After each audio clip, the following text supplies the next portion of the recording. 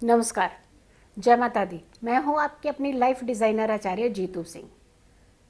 4 महीने ऐसे जहाँ श्री हरि यानी भगवान विष्णु निद्रा अवस्था में जाते हैं। हरि शयनी एकादशी यानी हरि का निद्रा अवस्था में जाना 4 महीने के लिए। भाई भगवान सो जाएंगे तो हम क्या करेंगे फिर? ये तो बड़ी मुश्किल वाली बात है कि भगवान हैं तब हमें लगता है कि हमारी बात नहीं सुन रहे। जब भगवान शयन अवस्था में जाएंगे, निद्रा अवस्था में जाएंगे, तो हमारी बात कौन सुनेगा?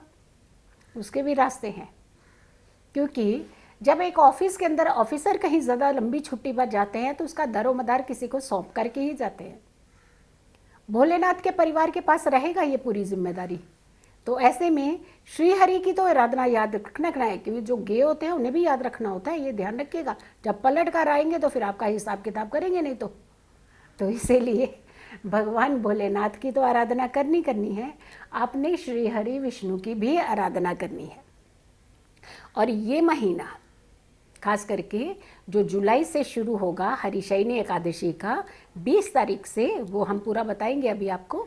लेकिन ये महीना यहाँ से शुरुआत होनी है आपके पूजा पाठ जप तप दान की। सारे ऐसे काम जो आपके अध्ययन के रूप में आपके सामने आए और आपके जीवन को निखार दे, यानी पूजा पाठ, नियमित आपके सारे रिचुअल्स, उसके अलावा जप तप और दान, ये सारी चीज़ें आपको इन महीनों में जब श्री हरि निद्रा अवस्था में गए होते हैं उस समय बढ़ा देनी चाहिए। अब आती है बात कि ये देवशयनी एकादशी कब से कब तक है।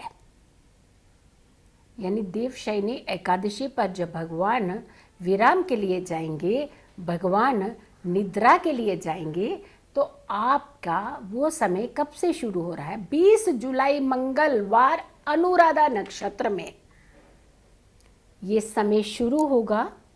यानी हरि शयनी एकादशी का समय शुरू होना है, श्री हरि की निद्रा अवस्था का समय शुरू होना है, जो कि 15 नवंबर कार्तिक शुक्ल पक्ष के सोमवार के दिन उत्तरा भाद्रपद नक्षत्र में हरि प्रबोधनी एकादशी के साथ समाप्ति होगी। यानी यहाँ जब हरि प्रबोधनी एकादशी आएगी, तुलसी विवाह होगा, उस दिन जागृत अवस्था में होंगे श्री हरि विष्णु। तो 4 महीने चातुर्मास जिसे हम कहते हैं, ये 4 महीने आपके तप के हैं। ये 4 महीने अपने जीवन को सुखों की ओर ले जाने के लिए हैं। ये 4 महीने अपने कर्मों को निखारने के लिए होते हैं। तो सबसे पहले 4 महीने पूजा पाठ जप तप दान। अब भगवान विष्णु के इस 4 महीनों का जो एग्जाम्पल वर्णन है वो पुराणों में भी है। पुराणों में इसका पूरा जिक्र है। कहा जाता है कि पाताल में राजा बलि के द्वार पर निवास करके कार्तिक शुक्ल पक्ष की एकादशी को श्री हरि वापस लौटते हैं। और जब वो वापस लौटते हैं तो उसी दिन तुलसी विवाह मनाया जाता है। कार्तिक शुक्ल पक्ष की प्रबोधनी एकादशी पर ऐसे काम नहीं किए जाते जैसे संस्कार हैं, यज्ञोपवीत संस्कार, क्योंकि 16 तरह के संस्कार होते हैं। लेकिन उसमें से कौन से ऐसे संस्कार हैं जो इस समय नहीं किए जाते हैं?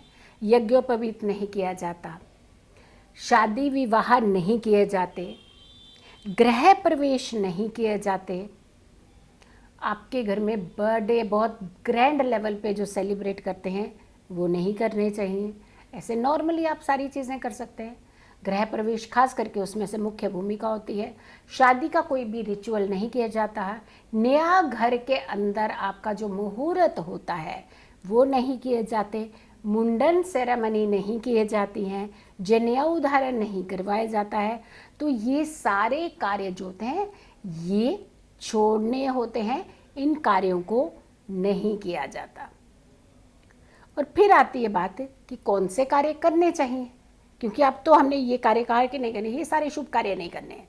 लेकिन कौन से ऐसे कार्य जो ज़रूर करने चाहिए? हमने आपको पहले बताया कि पूजा बहुत बढ़ा देनी चाहिए, धर्म कर्म के काम करने चाहिए, जितना आप दान दे सकते हैं वो इस पीरियड के अंदर ज़रूर देना चाहिए, जितनी पूजा पाठ मंत्र जाप चैंट ये कर सकते हैं वो करने चाहिए, यज्ञ करने चाहिए, आपको अनुष्ठान करने चाहिए, आपको जितनी साधना अध्ययन मेडिटेशन ये करनी चाहिए, अच्छे कर्म करने चाहिए, और ख़ास करके जो छोड़ना चाहिए मांस मदिरा छोड़ देनी चाहिए, यानी तामसिक भोजन नहीं करना चाहिए, सात्विक भोजन करना चाहिए, और इससे आपका जीवन काफ़ी सुकून से भरा हुआ होता है। अब भगवान विष्णु तो शयन काल में चले गए सोने के लिए, तो आपने किसके आगे ऐसी अरदास लगानी है जहां मनोकामना आपकी पूर्ण हो जाए जल्दी? भाई कोई तो चाहिए हमें जो हमारी सुनवाई जल्दी से, हमारी लेटर पढ़ ले, और लेटर पढ़ते ही हमें फटाफट रिप्लाई भी आए, और साथ के साथ एक ऐसी गारंटी भी आए जिससे हमारे काम होना शुरू हो जाए।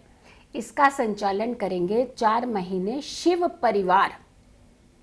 अब शिव परिवार में सबसे पहले आप देखिए सावन माह आएगा, सावन का महीना, तब तक तो भोलेनाथ संभालेंगे इसका चार्ज, यानी 20 जुलाई से लेके सावन की शुरुआत जब होती है और पूरे सावन के देश रहते हैं, इन दिनों भोलेनाथ सावन समाप्ति तक भोलेनाथ के पास सारी जिम्मेदारी है। खूब भोलेनाथ की आराधना कीजिए, खूब ओम नमः शिवाय के मंत्र जाप कीजिए, जो जप इनके कर सकते हैं कीजिए, जितनी अर्जियां लगानी है भोलेनाथ के आगे लगाइएगा।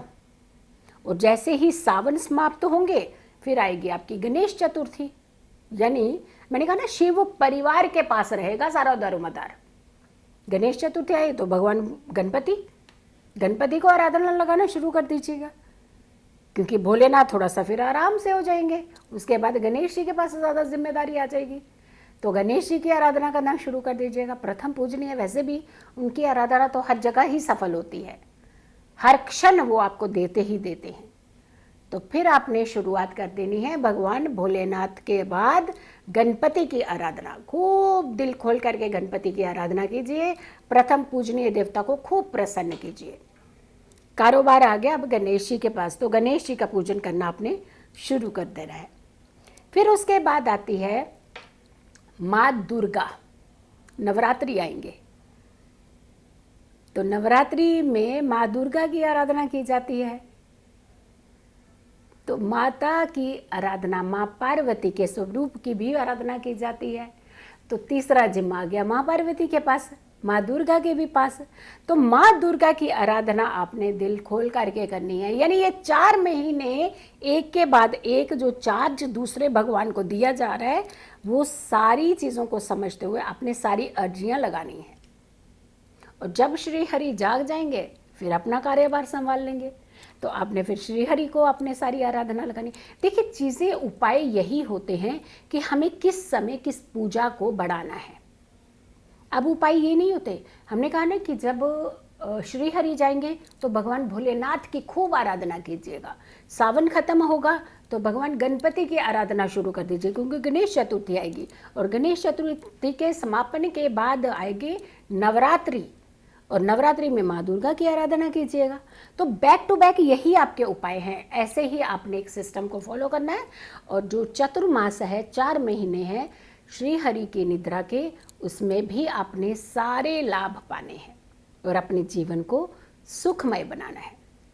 तो देखा, आपने इस वीडियो को हर व्यक्ति तक पहुंचाना है, चाहे वो भोलेनाथ के भक्त हैं, चाहे वो माता के भक्त हैं, चाहे वो गणेश के भक्त हैं, चाहे श्री हरि विष्णु के भक्त हैं, हर भक्त तक इस वीडियो को आप ज़रूर पहुंचाएं।